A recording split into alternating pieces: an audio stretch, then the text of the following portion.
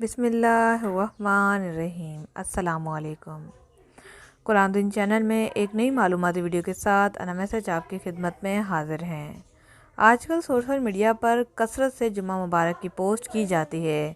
جمعہ یقیناً مبارک دن ہے عبادت کے لحاظ سے، لیکن جمعے کی مبارکباد دینے کی کوئی دلیل قرآن اور حدیث سے ثابت نہیں ملتی، سوائے اس کے کہ اس دن کو سب دنوں سے افضل کہا گیا ہے۔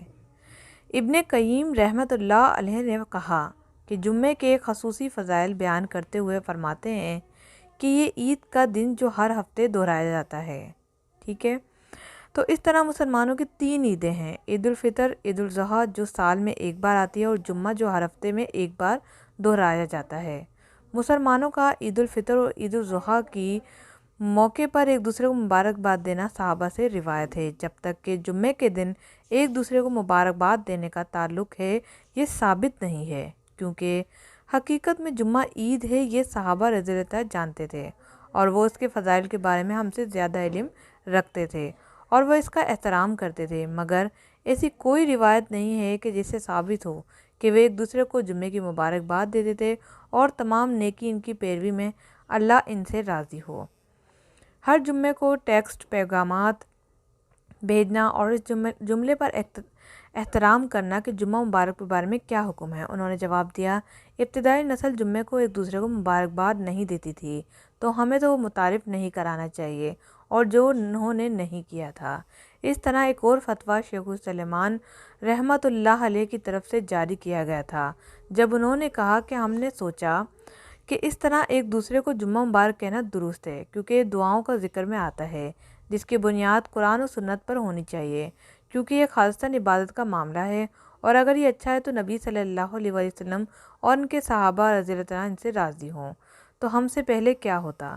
اگر کوئی بھی یہ مشورہ دیتا ہے کہ اس کی اجازت ہے تو اس کا مطلب ہے کہ ہمیں پنجگانہ نماز اور دوسری عبادات کے بعد بھی دعا اور مبارکباد دینی چاہیے، اور ابتدائی نسلوں نے ان مواقع پر دعائیں نہیں دی تھیں، تو لہٰذا بجائے اس کے کہ ہم جمعے کی مبارکباد دیں جس کا کوئی ثواب ہی نہیں ہے، کیوں نہ ہم آپ کو جمعے کے روز اور جمعے کی طرف راغب کرنے کی صلاح دیں، جن کے کرنے سے اللہ بھی راضی ہو اور ان اعمال سے ان نامہ اعمال بھی بھاری ہوں اور سنت رسول صلی اللہ علیہ وسلم پر بھی عمل ہو۔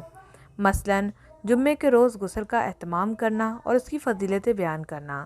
نمبر 2، سورہ کہف کی تلاوت کرنا اور اس کو دوسروں کو بھی بتانا۔ نمبر 3، درود شریف کی کثرت سے پڑھنا اور اپنے بچوں کو بھی سکھانا۔ نمبر 4، خوشبو لگانا۔ نمبر 5، مسجد میں سب سے پہلے پہنچ کر اونٹ جتنی قربانی کا ثواب حاصل کرنا، مسواک کرنا، امام کا خطبہ خاموشی سننا، دعاؤں کی کثرت کرنا۔ یہ تھی وہ مختصر تفصیل جس سے کم و بیش ہر بندہ واقف ہوگا، تو کیا ان کاموں سے بڑھ کر ہے کہ جمعہ مبارک دینا؟ پیاری بہنوں اور بھائیوں، اللہ سبحانہ تعالیٰ آپ کے درجات بلند فرمائے۔ اس فیض کی بدعت کو چھوڑ کر اللہ کو راضی کرنے والے کام کریں اور ان چیزوں کو چھوڑ کر اللہ کے ذکر میں مرغوب ہو جائیں۔ اللہ سبحانہ تعالیٰ آپ کو اور ہم سب کو صحیح اور خالص دین پر چلنے اور عمل کرنے کی توفیق عطا فرمائے۔ آمین ثم آمین۔ اس ویڈیو کو ایک بار ضرور شیئر کیجیے گا تاکہ وہ بھی اس بدعت سے محروم رہ سکے۔ السلام علیکم ورحمۃ اللہ۔